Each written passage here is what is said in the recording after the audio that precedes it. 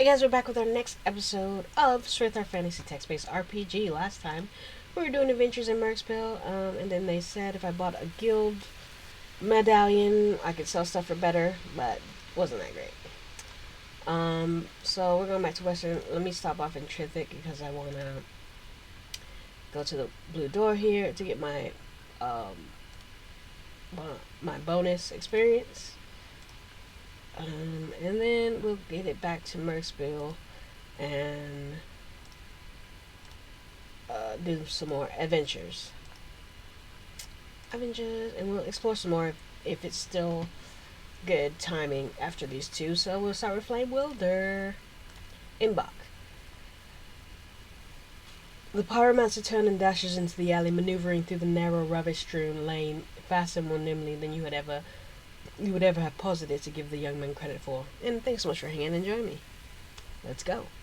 Within just a few seconds, he disappears into the darker shadows toward the end of the alley, a gloom deepened by the onset of the chill dust now settling over Mergsville. For a moment, and only for a moment, you consider letting him go. Following the fire welder into such a confined space would easily prove deadly. You almost immediately discard the notion. Having witnessed the trail of death and destruction wrought by the man which brandishes fire as effortlessly as a swordsman might a well-honed blade, you realize his rampage of terror must be stopped by any means at your disposal. It was at the earnest behest of the Mergsville's River Guild that you entered into the hunt of the outlaw mage, a rogue spellcaster whose vendetta against several local merchants reportedly sparked his murderous fiery rampage that claimed the lives of two city guardsmen. The guild made it plain that they preferred the mage be captured and returned to the line if all possible. The guildsmen to whom you spoke seemed to indicate that your promised payment of 500 gold, depending upon being brought alive. You rush into the alley, proceeding less cautiously than you otherwise might. It can't be helped. The thought of losing a spellcaster into the maze of the street and tunnels that make up much of the city's western sector is not a notion you're prepared to entertain. A large shape looms out of the shadow ahead. You instinctively draw to a halt, only discover that the remainder of the alley appears to be choked with tall heaps of debris, piles and rotting refuse, and mounds of cracked, discarded stone. As you stand staring into the gloom, your keen vision reveals something you hadn't inspected. The alley ends at a towering wall less than 100 feet in front of you. Unless he's adept at gating magic or a skillful climber, the man you're hunting is undoubtedly trapped somewhere in the darkness ahead. You still plan on trying to take him alive, but you begin to wonder at the likelihood of such a scenario. As you stand staring at the gloom, your eyes scour the heaps of rubbish and debris and fill the remainder of the alley. You contemplate how best to proceed.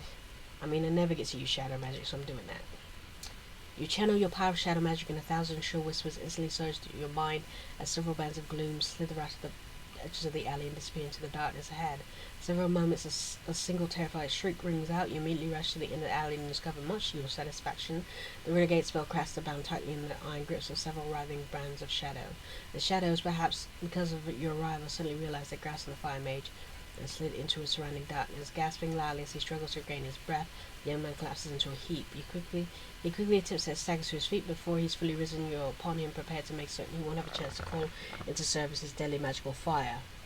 The pyromancer, his expression a mix of bewilderment and fear, draws out a long iron rod. He mutters something, and the end of the rod bursts into flame. Undeterred, you bravely engage the unsteady fire welder, determined to end his trail of death and destruction here and now.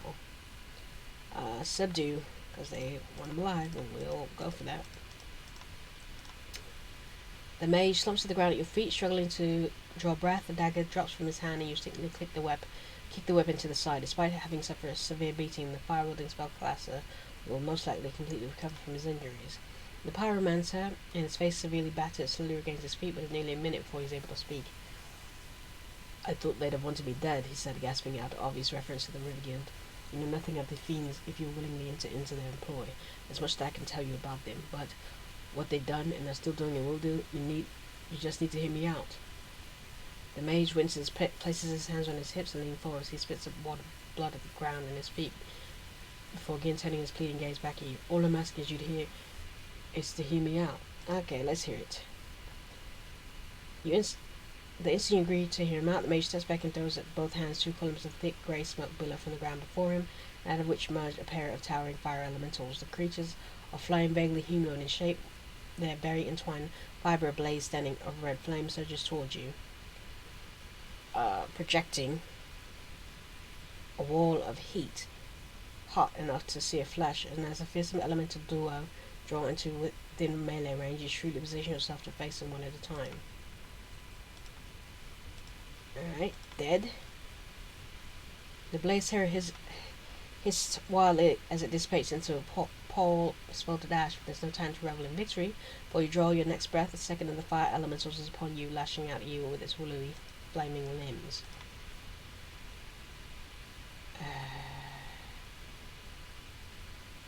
Oh no! The second elemental crumbles into the heap of the smoldering ash. As a thick smoke from the blazing terror emerged begins to dissipate, you dismayed discover that the pyromancer is nowhere to be found. After searching along the entire length of the alley, you force yourself to accept that the Phoenix Maid somehow slipped away while you battled its blazing minions. Realizing it's now prove all but impossible to locate and apprehend the renegade firewall, you console yourself to the fact that his destructive rampage, which ultimately led to his alloy confrontation, likely owed there. Still seething over the lost opportunity to take the murderous spellcaster, in this case you slowly make your way out of the alley. Spend the next several days in and about Mosville, tending to various tasks and errands, all the while keeping eyes and ears open for anything that might portend a chance for adventure. And as you move about the city, note the constant bustle and flow of traffic along the walls, you begin to think about that the Riverport, which has seen more than its fair share of hardship in recent memory, must at last be on its way to becoming a serious rival for a large, more established neighbour in the south. The moment you notion into your head, your mind is made up. Unless you get a wind of interesting possible adventures for the end of the day, first thing tomorrow, you'll seek passage of Sryth and pay Adderstone a long overdue visit. Oh, that's sad. But is what it is. Scale. Let's hit it. Early morning, autumn eve, Trader's Den Tavern.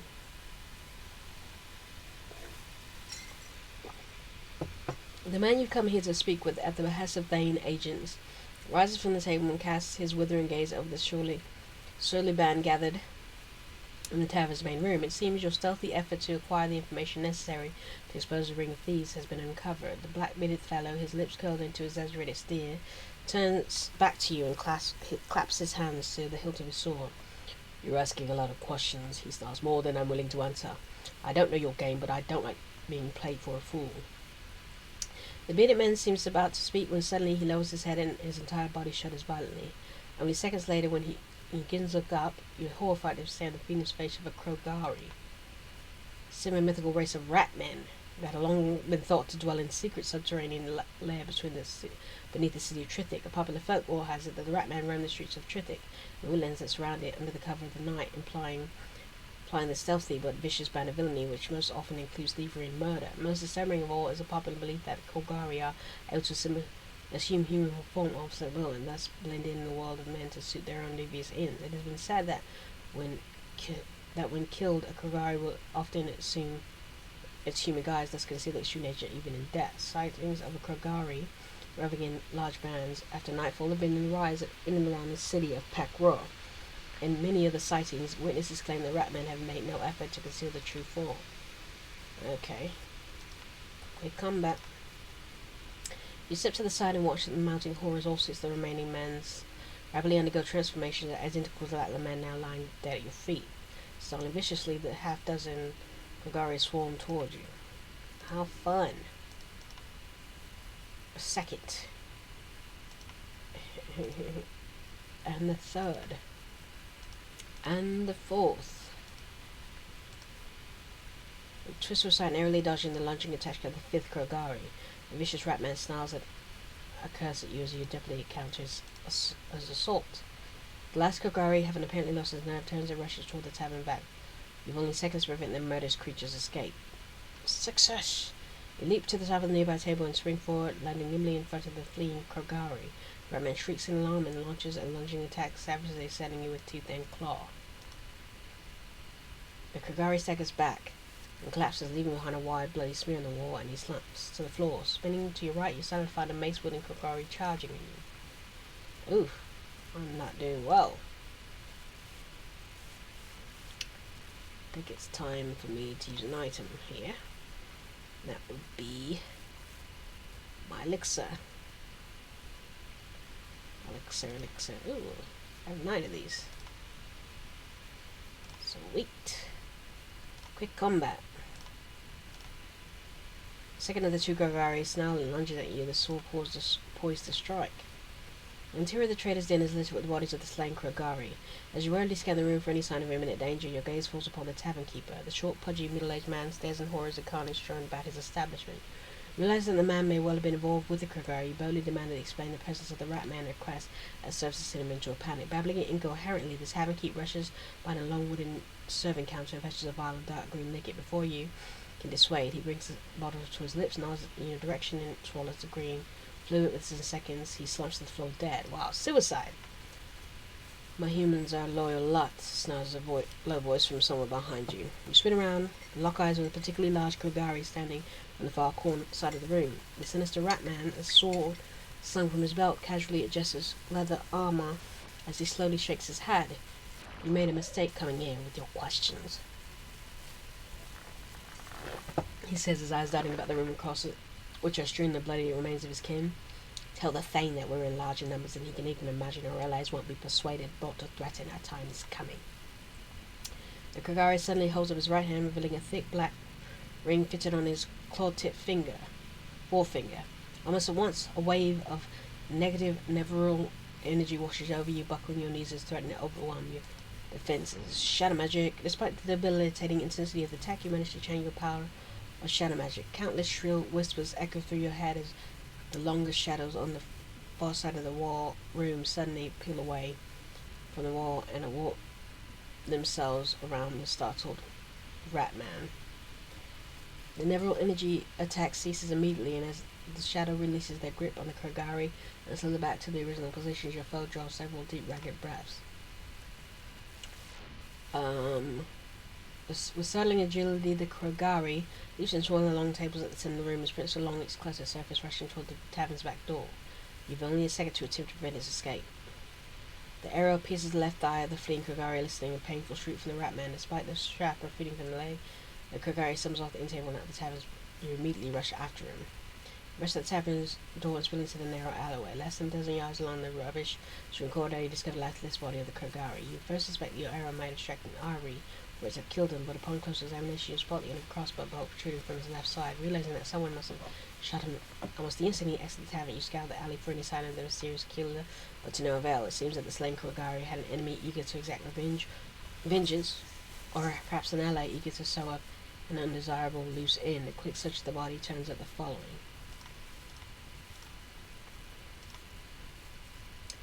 You're heartened that the Krogari was unable to make good on his escape. You realize that now you have a great deal to discuss with the Thane's agent, more than you have expected you would. Every indication suggests that Merksville has a serious rat problem. As you make your way out of the alley, keen to report the incident to the Trader's Den, you content yourself with the knowledge that you not only survived but triumphed in an extremely perilous encounter with an enemy both cruel and savage. The notion is sobering as it is reassuring. Oh, well, we're out of adventures. Interesting. I thought that would keep going to the next adventure. But, well, here, let's save. Let's get Lady Serenia to tell us what this is. It is a ring of sorcery. What does it do? Alright, let's visit the Emporium. See if they're gonna give me some good for it. Yeah. Tell it. They only take my medallion for one, but I paid 3,000 for it? Wow. Alright, items. Browse weapons for sale. Browse weapon for sale. Sell here. Get this and the dagger, yes.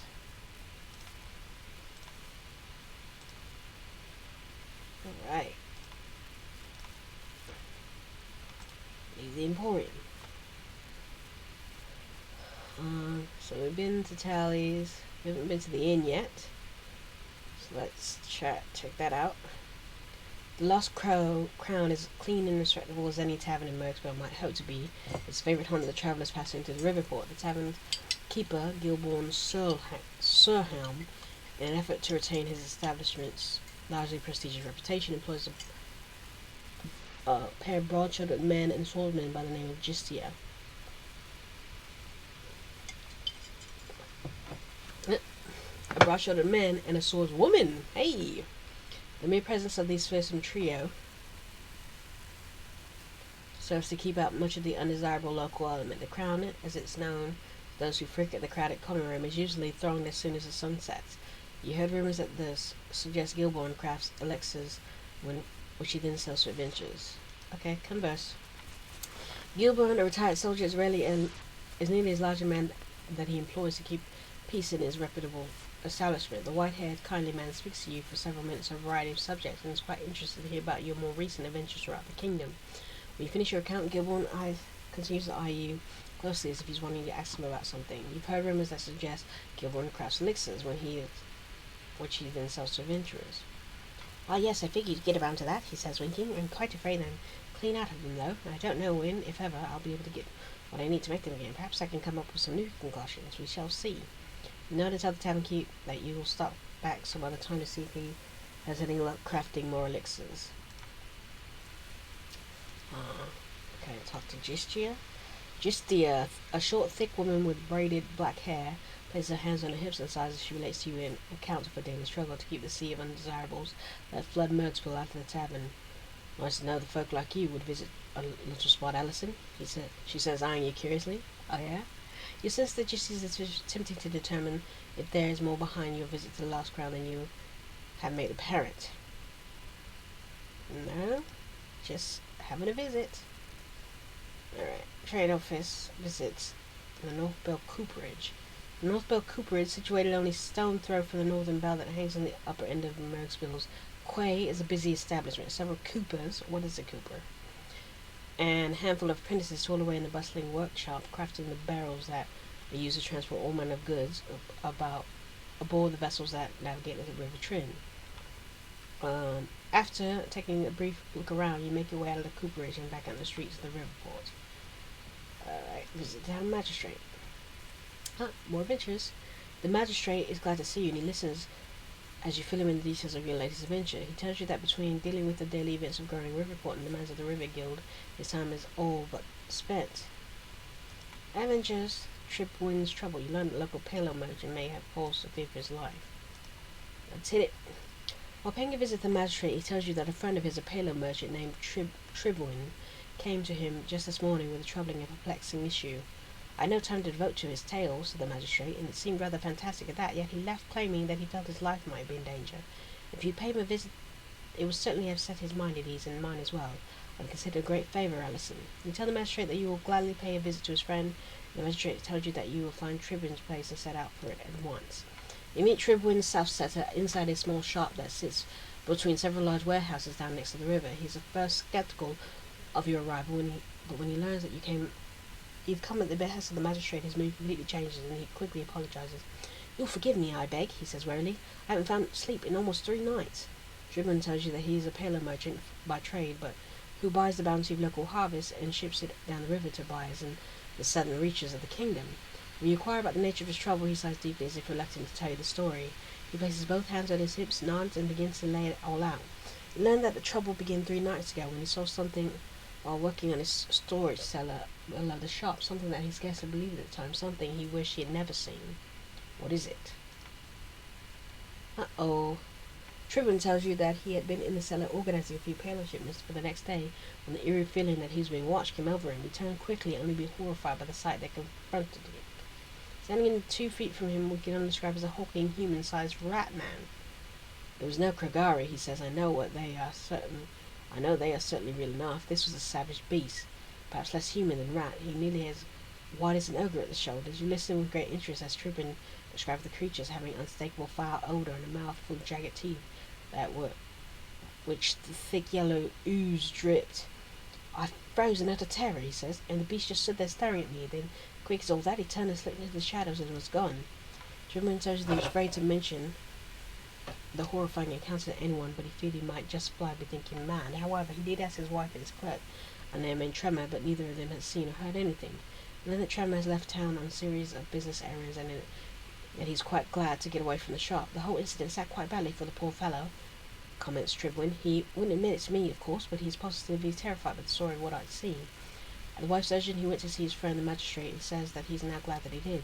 You don't seem terrified in the least, he remarks in some degree of amazement. You really can't know what your presence here means to me. Do you think you would have a look down there? You tell Tribune that it would be best for you to spend the night in the cellar and see what comes of it. He agrees with a good deal of relief, and after a hearty meal with him and his wife, you descend the ladder into the cellar of the shop for what you feel is likely to be a long and lonely vigil. You briefly explore the cellar and discover that the only way in or out of it, other than the stairs leading up to the shop, is a set of wooden doors that lead onto a small stony landing at the edge of the river. The opening, covered by the doors, is quite wide, and you quickly surmise that it is used to move shipments of halo out of the cellar into the river-borne vessels. You settle down in the dark corner of the cellar and begin your watch. It is just after midnight when a sudden sound in the direction of the ladder startles you out of light slumber. Through the gloom you make out a tall, lanky figure carefully descending the ladder. When the figure reaches the bottom, it turns briefly in your direction. Based on the description the Tribune gave you, it is estimated as much. It must be the clerk Tremor. You walk uncertain in the shadowy corner, and Tremor takes no notice of you. He looks back up at the ladder for a moment before moving off behind a stack of crated palo. After a few moments you can hear the wooden doors that lead to the river's edge slowly creep open. An instant later you hear the murmur of several voices and the sound of more than one pair of feet stepping into the cellar. Suddenly a vicious guttural snarl makes your heart skip a beat, and a sinner, still hulking shape looms out of the shadows of the far side of the cellar. You stand in disbelief as the hulking shape moves to stand at the base of the ladder leading up to the shop. It's very rat man that Tribune described. A foul odor reaches you even at this distance of over 24 feet. You can plainly see the creature's scarlet lips drawing tightly over the mouthful of jagged teeth. Thick yellow ooze runs from the corners of its mouth and drips into its hairy torso. Save for the rhythmic rising and falling of its chest, and the hideous beast remains still at the foot of the ladder. Several voices can be heard talking harsh whispers from behind the stacks of crated palo. The whispered voices and the sound of the heavy crates being dragged across the subtle floor continued from behind the towering stacks. Suddenly, quite unexpectedly, the rat teacher vanishes into thin air. You realize at once it was only a clever illusion. Without a moment's hesitation, you spring forward and step out from the tall stack of crated palo. Step around the corner of the stack and witness 4 men and clerk Tremor in the process of moving several crates of palo through the open set of doors into the stony ground next to the river. In an instant you have formed a conclusion. These men, with the aid of Tribune's trusted clerk Tremor, have been stealing his valuable store of palo and somehow create an illusionary ratman as a cover. Apparently thrown into a panic by your sudden and bold appearance, 2 of the men scramble through the doors and disappear into the night. Followed closely by the 4th, around whose neck dangles a faintly glowing amulet. Abandoned flat by his cohorts in crime, only Tremor remains. Without uttering a word, Tremor draws a knife and steps menacingly towards you, perhaps testing your resolve. When you show no sign of losing your nerve, the slender man quick drops his weapon and breaks for the ladder. You run him down just as he reaches the foot of it, and while you are determined to only render him incapable of escape, Tremor draws a small knife and swipes you with it. You sense that he is not a trained combatant, but you would not hesitate to slay you if he would guarantee his escape. Out to it. Tremor slumps to the cellar floor unconscious. A quick search of his body turns up a pouch of gold. Move over and secure the doors leading out the river port before climbing the ladder and going to alert Tribune about the startling turn of events. Tribune, who still has not slept a wink, is overjoyed as you relate to him events of the cellar excursion. He is dismayed to learn that Tremor was involved in a plot to loot his precious palo, and says that he will send for the authorities at once. It's unsettling to know that they were palling about down there, but any fool would choose thieves over a rat beast. An illusion, you did say. Incredible. The great merchant hands you a cloth sack containing a good amount of gold. Well done, Atkinson. Give my regards to my friend the magistrate when you see him next. The magistrate is glad to see you, and he listens to you fill him in the details of your latest adventures. He tells you, okay, that's it. I don't want to end the episode early because we only had a 19-minute episode a couple ago, so but that's it. There's no more adventures here, so let's go back to Western Trithik and like Fogborough. Let's go southwest. That's Stonefield. Sorry, Billabong. What's going on in Stonefield? Nothing. This is where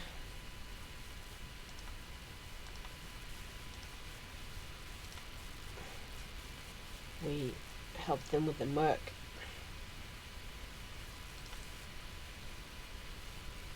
What is Sorry, Billabong? Fed by narrow, swift-flowing creek out of the hills to the north, the clear, placid waters of Swarey Billabong glitters like a jewel in the midst of the fragrant glade that serves to conceal a refuge from all but the worries of gazers. A stony path lined with strange but beautiful red trees, including plentiful red and white gums, a legion of golden wattles, and a plethora of smaller paper barks, leads south from the pool and run to the foot of the majestic towering statue.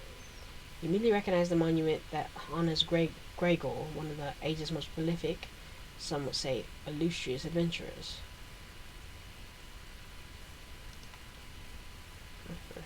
You step up to the claw-shaped standing stone and discover the massive piece of rock is actually protruding out of the ground. Stone's near perfect curves and smooth surfaces make it difficult to believe that it's an entirely natural construct. From all the angles, the stone looks like the talon of some gargantuan beast poking up from the earth. Engraven near the base of the stone, just inches above the ground, is a curious symbol. The awe-inspiring monument of Gregor, a statue that depicts the legendary adventurer clad entirely in his distinctive skull emblazoned in wraith-like armor, rises up before you, reaching a truly astounding height. Standing straight, his chain-clad right hand pressed down on the pommel of his jet-black blade, with his shadow-fire sword, his left hand tucked in behind an ornate tower, shields its gripping. The masked adventurer craves engraved face bears an expression of simultaneously suggesting compassion, ability, and determination. His famous bow is slung over his left shoulder, and from behind his right shoulder there protrudes the top of an arrow-filled quiver. A well-tended wall of shrubbery and several broad bands of colourful wildflowers surround the monument's base. Staring at the impressive statue, you're immediately reminded of the countless heroic tales of the adventurer involving Gregor, a man whose unconquerable spirit has helped to forge the destiny of the kingdom. There's only inscription.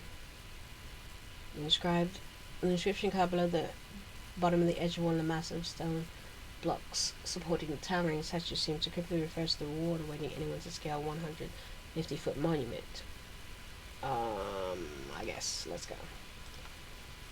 It's climb.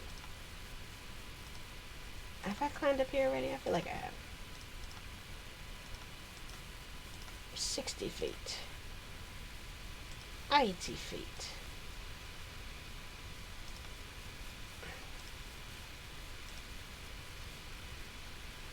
Am I falling to my death?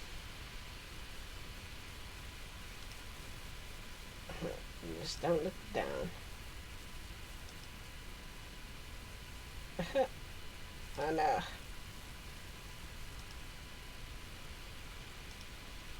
Come on then. Bathe in sweat, your limbs aching, you haul yourself over the angled edge of the statue's head and come to rest atop Gregor's monument. After lying on your back for nearly a minute and staring over the sky, as you recover from the arduous climb, you return your feet and survey the impressive view afforded by the lofty vantage. From the perch atop the statue's head, just over 100 feet above the ground, you can see over a dozen miles in all directions. The colourful landscape mosaic stretches into the horizon, forging a scene of true beauty that both inspires and exhilarates. In the sparkling waters of Swarey Billabong appears a little more than a glittering speck from the dizzying height. As you warily make your way around the statue's broad head, taking care not to place your feet too close to the edge, you peer down at the realm. It seems more peaceful than you have ever known it. What's up here? Alerted by the movement to your left, you whip your head in direction, start to find a tall man clad in a green tunic and grey cape, standing a few feet away. A wide brimmed leather hat covers his head, casting a deep shadow that largely obscures his slender face. I wouldn't make any sort of habit out of climbing these things. I don't particularly like to have to clean up after a climb goes awry. You follow? This flow is not altogether a pleasant notion, so I beg your forgiveness. The stranger towards you a small cloth pouch where you discover a tiny raven bone cube. Keep that safe. And the pouch, mind you, the cube. If you manage to collect enough of these, something quite extraordinary will result from it. You immediately inquire about something quite extraordinary, but the man shrugs in response. I don't know any more about it.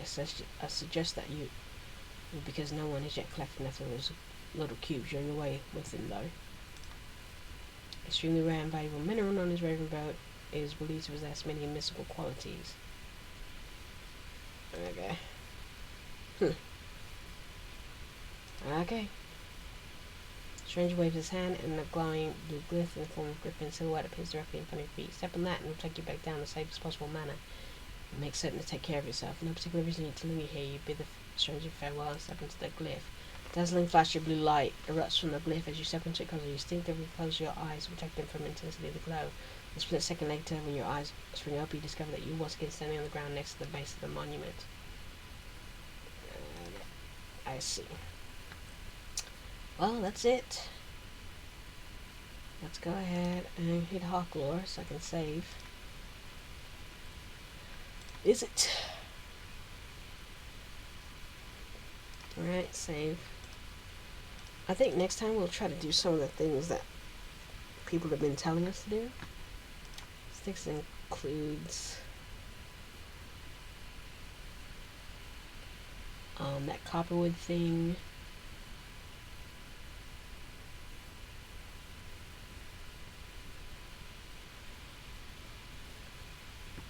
Maybe sell some stuff. Sell the Grappathaptor's horn.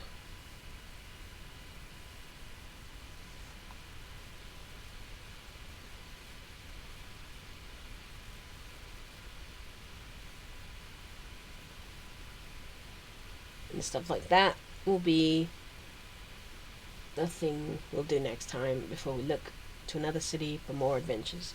So, thank you so much for hanging out and joining me. Until next time, you know what I'm going to say. Peace.